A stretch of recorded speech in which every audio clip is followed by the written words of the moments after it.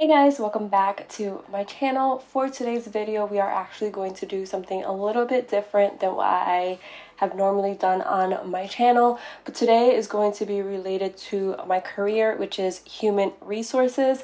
I always get tons and tons of questions, whether it's on a video or through my DMs on Instagram, of how I started in HR.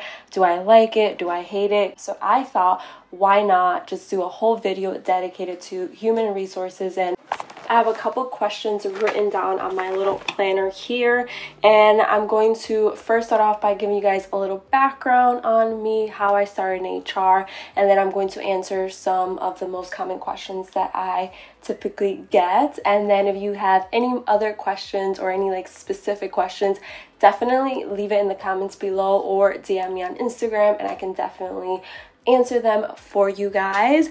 But before we get started on this HR video, make sure you hit that subscribe button down below. Make sure you give this video a big thumbs up, and now we can start. What is this?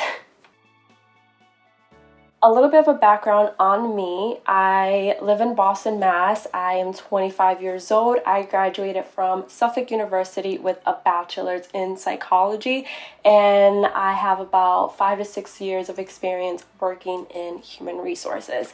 And one of the most common questions that I get regarding HR is, why, if you have a psych degree, did you get into human resources? So when I started college, I actually started as a biochem forensics major and quickly discovered I hated chemistry with a passion.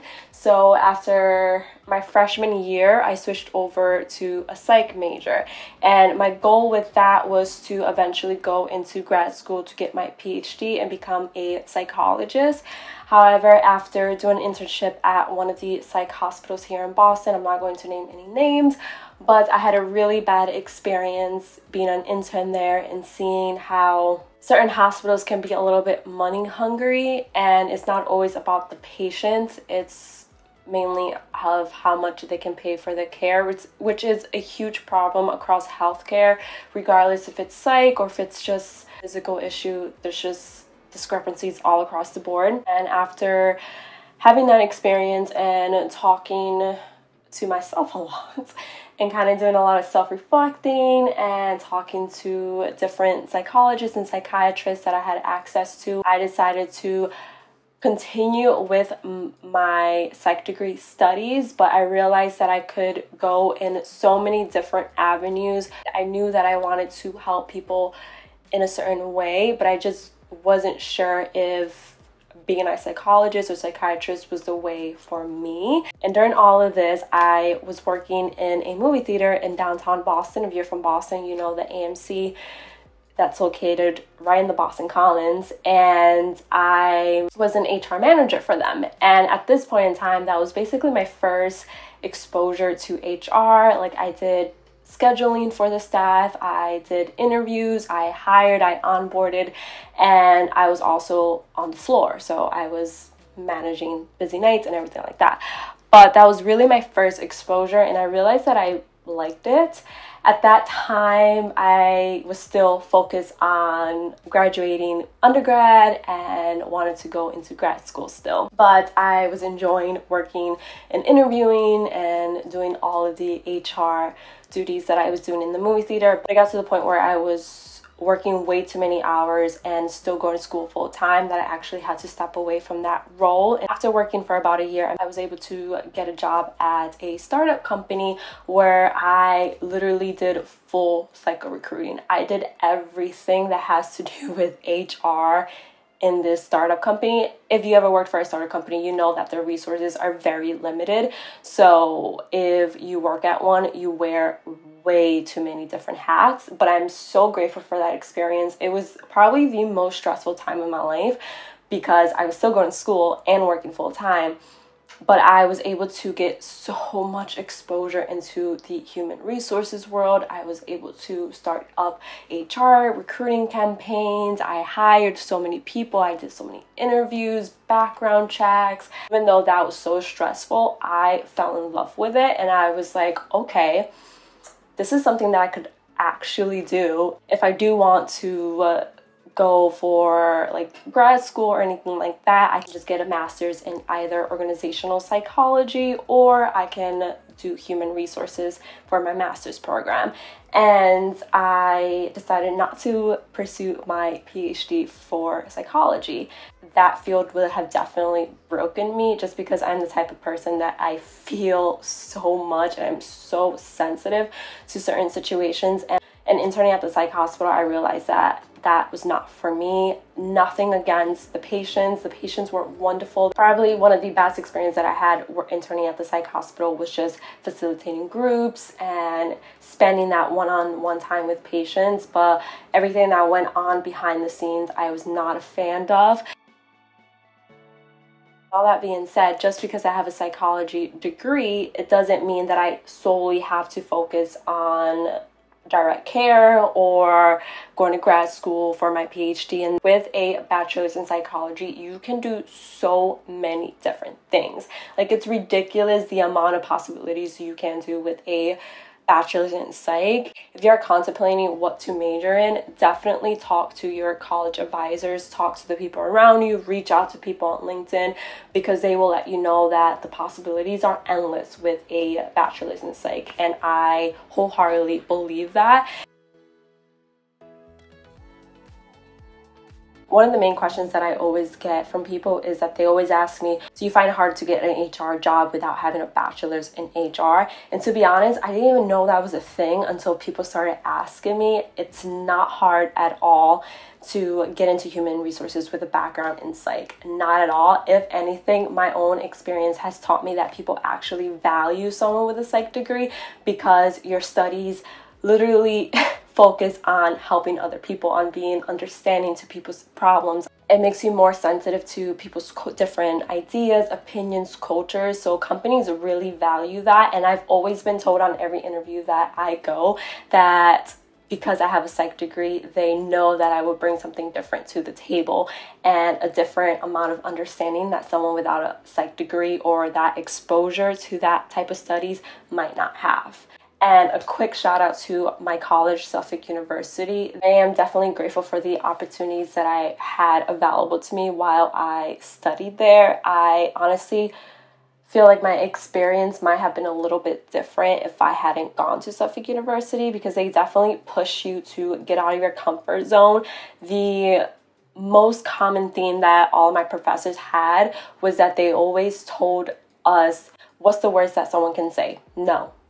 That's literally the worst thing that someone can tell you is no, and then you move on. So don't be afraid to ask questions. Don't be afraid to reach out to people on LinkedIn that might have a similar career that you want to get into, because most of the times people love talking about what they love doing. So don't be afraid to reach out and ask questions.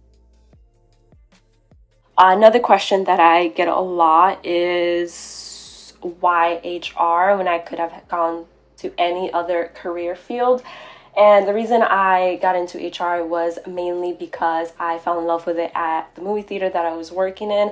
And specifically, I fell in love with HR within the healthcare industry, because I feel like I'm still able to help patients in an indirect way. I'm literally hiring the RNs I was, because I'm not working in HR. Anyways, when I was working in the healthcare industry within HR, I was literally hiring the RNs that would be on the floor taking care of the patients. So I definitely took my job seriously when I interviewed nurses or when I interviewed any other type of direct care staff member, because not only am I helping that person get a job or get their foot into a well-known hospital in Boston, I'm also helping the patient in an indirect way by making sure that I hire the most qualified person for that job so that they can receive the best care possible. In my mind, I still feel like I'm helping patients, just in an indirect way, with the bonus of giving someone a job. My typical work schedule varied from the different positions that I had in the different companies that I worked for, but I was always the first one in. So my ideal work schedule was from 7:30 to 3:30 or 4 o'clock. Typically work a 40-hour work week, sometimes 45, sometimes a little bit more, a little bit less, depending on the recruiting seasons. I would say after the holidays, a lot of people want new jobs. They're like, new year, new me, new career. So definitely January, February, March are probably the busiest months for me in HR, and the slowest are typically around the holidays because no one wants to start a new job right before Thanksgiving or Christmas. But typically, on average, it was a typical 40-hour work week.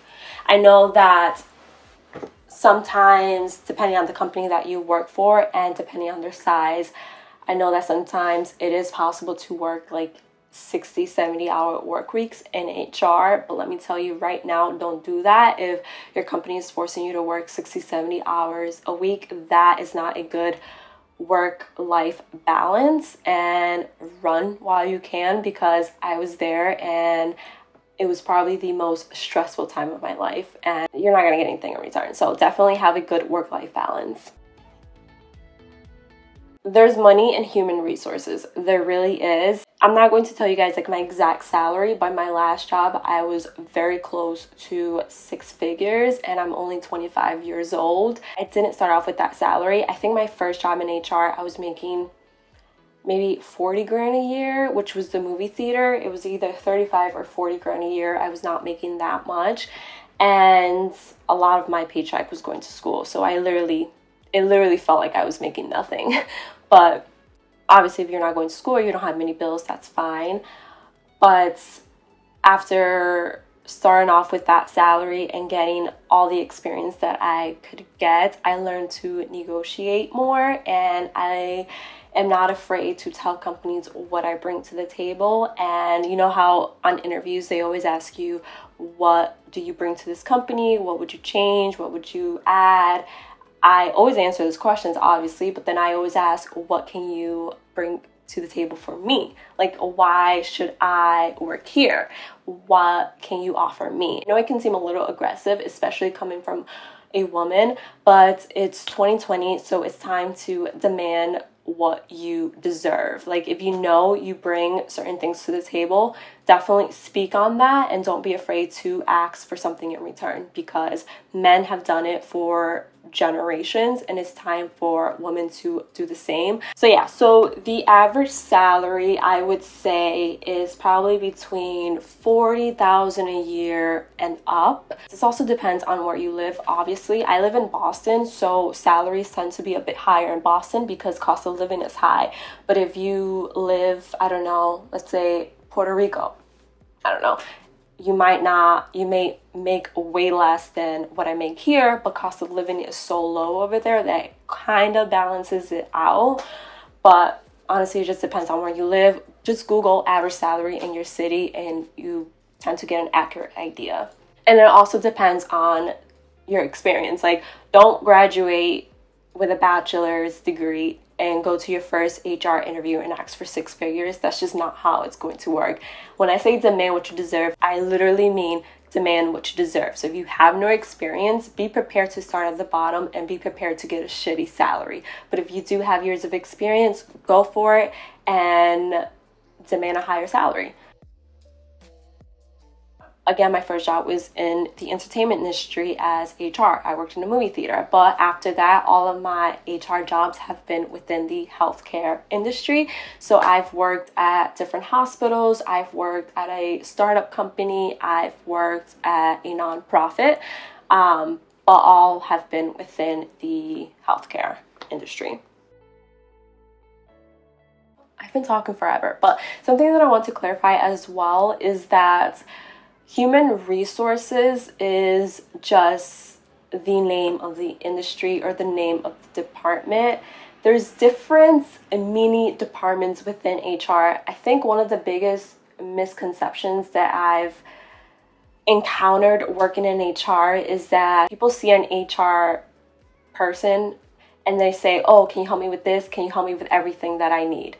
And while that may be true within smaller companies, within bigger companies such as a hospital. There's obviously the human resources department, but there's also recruiters, there's employee relations, there's leave of absence, there's training and development. My role, or my last job, which was a hospital, I was the human resources representative. So I did the sourcing, I did the interviewing, I did the hire, I did the onboarding, background checks, things like that. I basically hired you, onboarded you. If you had any questions regarding pay, I can definitely assist.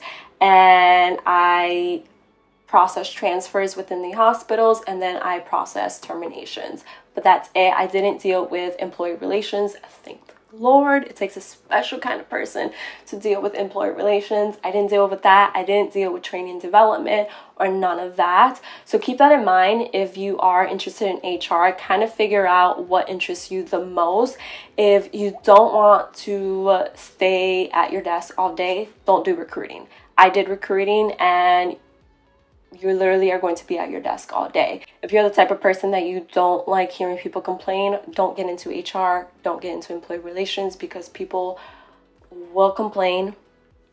It's only fair. We are HR, we're there to help. So obviously people come to HR to either complain or to say, hey, my boss is doing a great job. So definitely keep that in mind. One of the things I also want to say is that a lot of people don't like human resources. Human resources departments often get a bad name, and sometimes it's for good reasons. Sometimes it's just a bad stereotype that HR gets. It honestly depends on the company that you work for and the history within that HR department in that company. But from my experience, people are often reluctant to go to HR because they believe that HR does nothing and that everyone in HR just sits on their ass, which some people do just sit on their ass. I didn't. I was always willing to hear someone out, help someone out, find a solution to a problem that someone may have.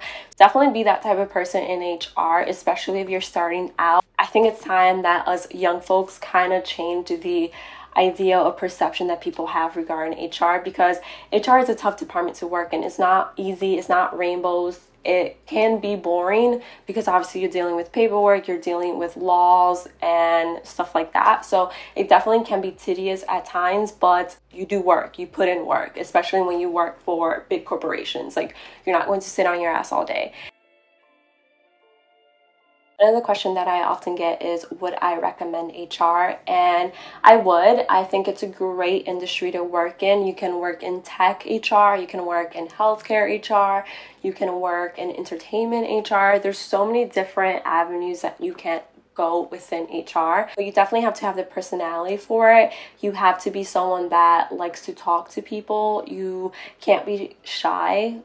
Like, there are times when you're going to have to do presentations. You're organizing job fairs. You're literally the face of the company that you work for, and you definitely have to be comfortable being the face of the company. If you're not, then HR is not for you. But I definitely think it's a great career that you can get into and definitely make a difference in people's lives. But that's pretty much it.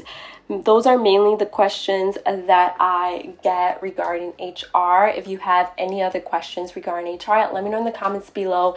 DM me on Instagram. I'd be happy to answer any questions that you may have. And if you enjoyed this video, give it a big thumbs up. I'm sorry if it seemed like I rambled a lot. Honestly, I had an outline for this video, and once I started talking, it went out the window. Like, of course. And if you are not subscribed, hello, subscribe. I would love to have you on my channel. And thank you so much for watching, you guys. I'll see you guys in the next one. Bye.